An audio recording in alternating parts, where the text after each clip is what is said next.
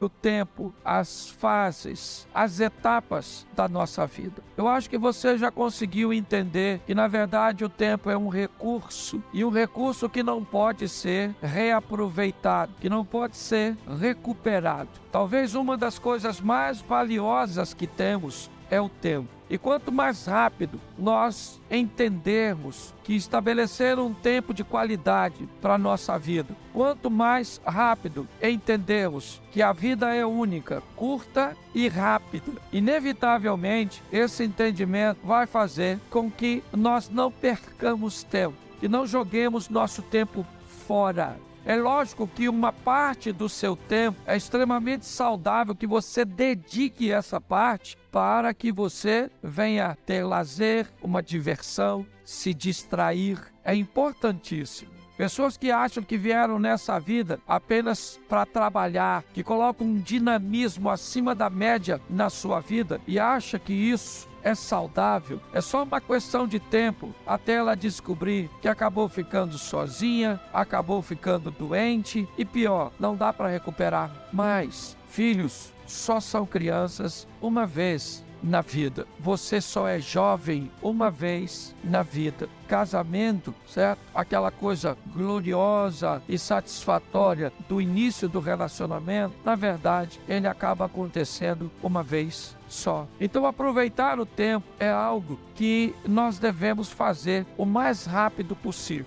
Tentaram prender Jesus, mas ninguém conseguiu prendê-lo, simplesmente porque não era o tempo dele ser preso. Quando nós olhamos para o tempo, é importante entender que Deus é atemporal. Deus vive na eternidade. Para Deus, o tempo em si, para Ele, não existe, né? Não faz diferença. Ele é eterno. Foi, é e sempre será. É assim que funciona.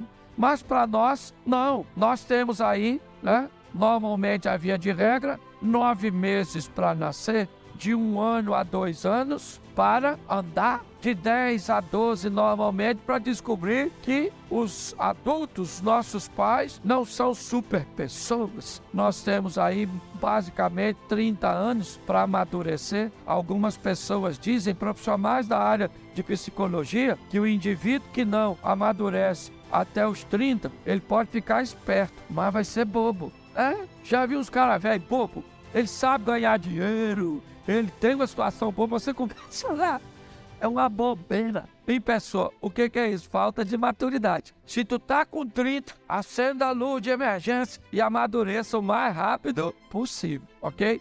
Porém, eu aqui como pastor, o máximo que nós podemos fazer é levar a palavra de Deus até o seu ouvido. E Deus, então, leva do seu ouvido para o seu coração. Por isso que é muito importante para Satanás destruir você ou destruir a sua atenção enquanto nós estamos aqui pregando. Por que é que há um ambiente tão grande de distração durante o culto? Porque é simples. Se a palavra não chega ao ouvido, não há possibilidade dela ser conduzida para o coração. Então tem que sentar alguém do seu lado que converse com você algo interessante enquanto o culto passa. Porque para Satanás é importante que no final do culto você não tenha nada na mente. Por quê? Porque se tiver na mente, preste atenção, você viu aqui o Isley ministrar a oferta e ele disse que ouviu uma palavra aqui, uma palavra que o impulsionou a semana inteira. Ou seja, a palavra estava no ouvido, estava na mente. Se a palavra entrou na mente, Deus foi levando a palavra para o coração dele. E é assim que acontece. Nós já vimos em 1 Coríntios 10, 1, que pessoas estão no mesmo ambiente, vendo a mesma coisa, ouvindo a mesma coisa, porém vivendo resultados altamente diferentes. E qual é o motivo para que isso aconteça? O nível de atenção e de comprometimento que essas pessoas tomaram após receber a palavra ou a ferramenta. Quando nós olhamos para isso, talvez nós consigamos entender por que algumas pessoas têm problemas com lidar com os tempos. E eu separei algumas coisas aqui de uma palavra que mexeu muito o meu coração. O primeiro tempo que eu quero falar com você é o tempo dos outros. Aquele tempo que não é seu, mas você gostaria que fosse. O Salmo 73, ele ilustra isso de uma forma belíssima. Verdadeiramente bom é Deus para com Israel, para com os limpos de coração. Preste atenção agora. Quanto a mim, meus pés quase se desviaram. Faltou o pouco faltou para que escorregassem os meus passos. Por quê? Pois eu tinha inveja dos soberbos, ao ver a prosperidade dos ímpios. Porque não há apertos na sua morte, mas firme está a sua força. Não se acham em trabalhos como outra gente, nem são afligidos como outros homens. Pelo que a soberba os cerca como um colar, vestem-se de violência como um adorno. Só aí, preste atenção, qual é o problema do salmista aqui?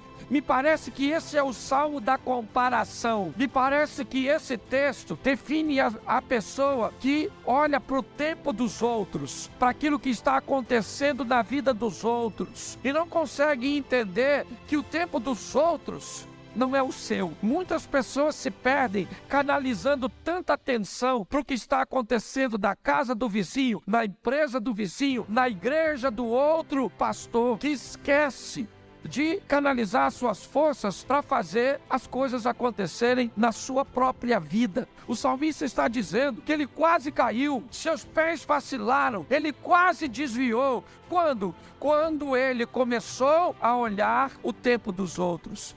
E o que estava acontecendo na vida dos outros era muito diferente do que estava acontecendo na vida dele. Aprenda uma coisa: em muitas fases da sua vida, o casamento de outras pessoas vão estar melhor que o seu. A situação financeira de outras pessoas vão estar melhor que a sua. A aparência dessa pessoa vai estar melhor que a sua. Você precisa ter maturidade para entender que o tempo dos outros não é o seu tempo. Pare de olhar o que está acontecendo na vida de seu vizinho. Trabalhe, ore, entenda que o seu tempo vai chegar. E não use a medida dos outros para estabelecer a sua. Eu prego em muitos lugares. E por onde eu passei, Abner, eu confesso a você, eu já tive vontade de morar pelo menos numas 40, 50 casas diferentes. Nos 40, 50 bairros diferentes. Chego na casa de um cara, pensa num casarão bonito, confortável, ampla, umas ruas amplas, bonito. Eu falo comigo: Cláudio, tu tinha que morar aqui. Até eu viajar para outro. Chego lá, eu falei: que apartamento é esse? Rapaz, um apartamento por andar, tudo na porta. Não podia morar aqui?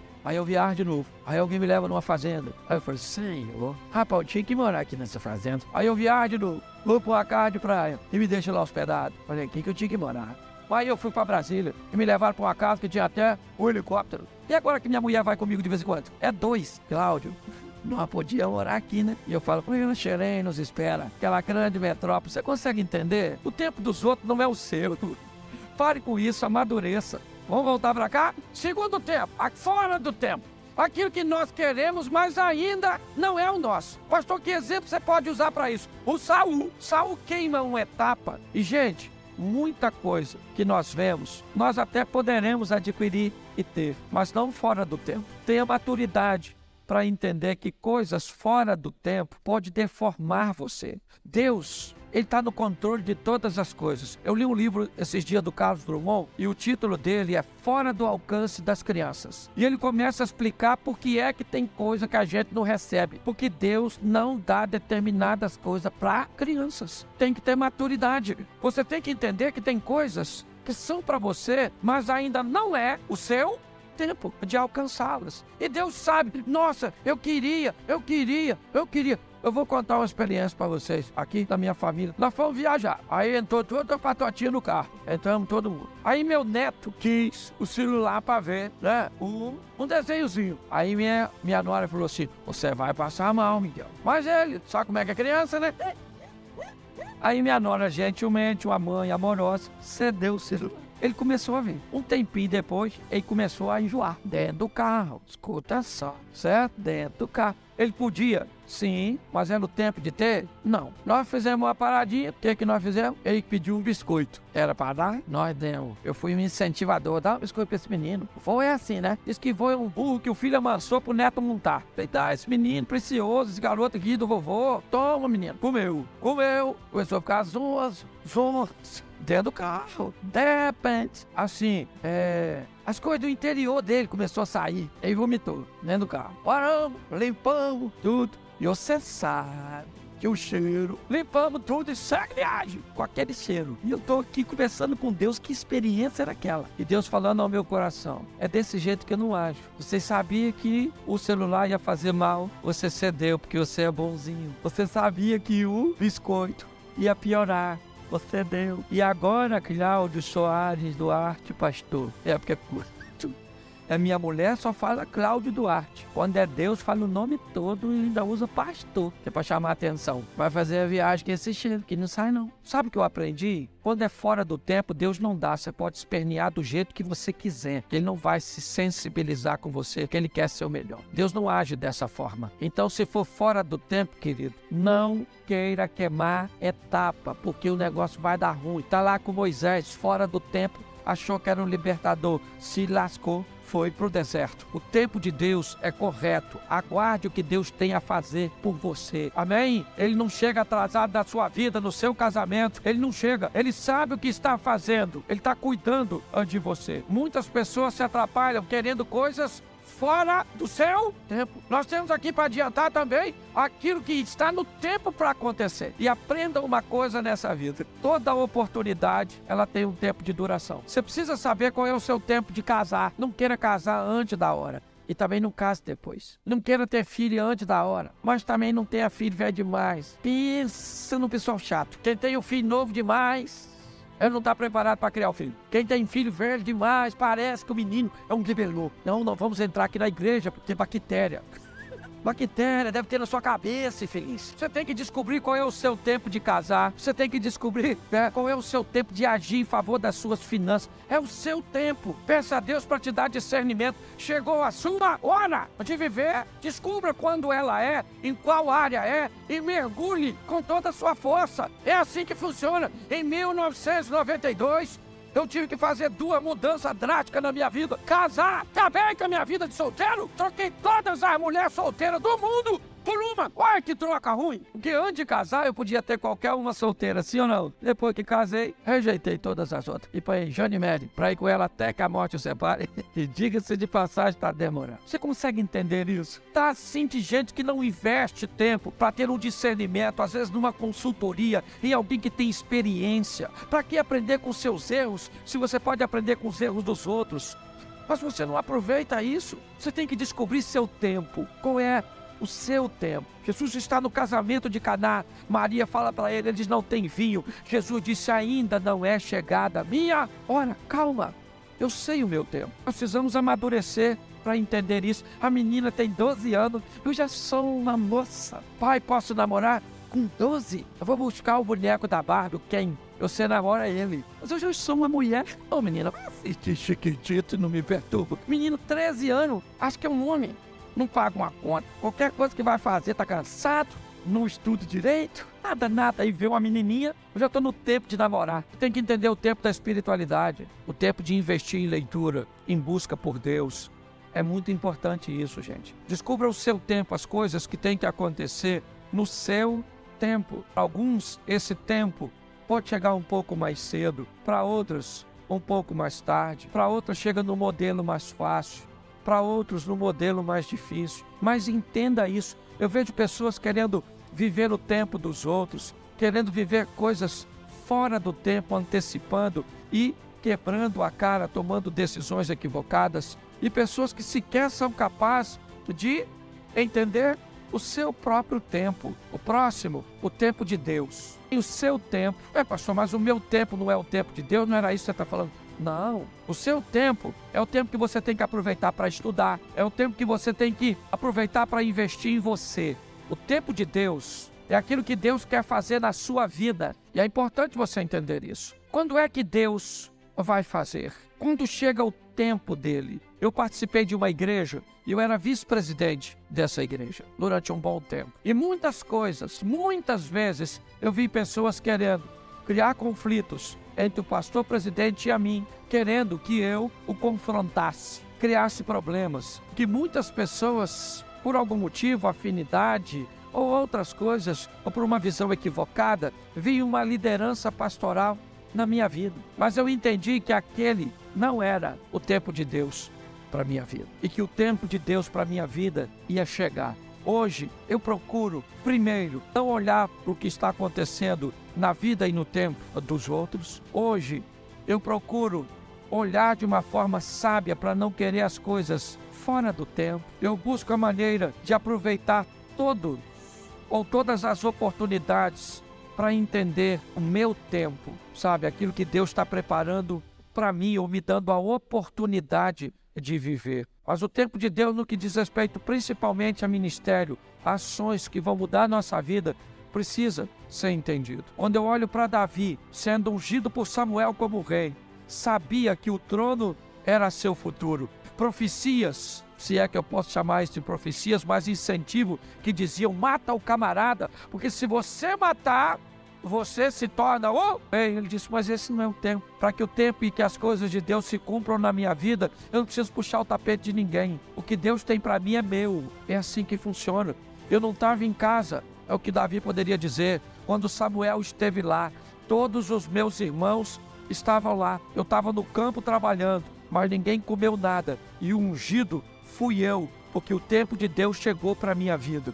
É importante você entender isso. Se nós não amadurecermos para dar uma olhada nisso, está assim de gente vivendo fora do tempo. Adulto vivendo como adolescente.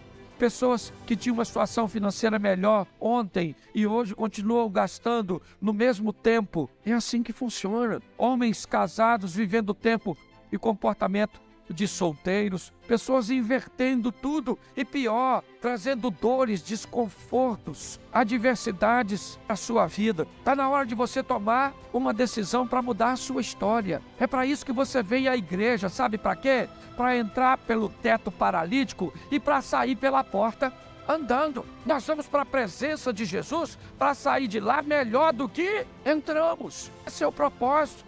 Sair daqui uma esposa melhor, um marido melhor, um colaborador melhor, um empresário melhor, um pastor melhor, um amigo melhor. É para melhorar. O trabalho do Senhor tem o propósito de nos levar para a próxima fase da nossa vida. Nós temos aqui o tempo dos outros, fora do tempo, o meu tempo, o tempo de Deus e o fim dos tempos. Quando nós estamos olhando para esse ambiente, Mateus 24, 44, por isso, estai vós preparados também, porque o Filho do Homem há de vir a hora em que não penseis. Quando nós olhamos para esse texto, nós descobrimos que nós estamos chegando ao final dos tempos.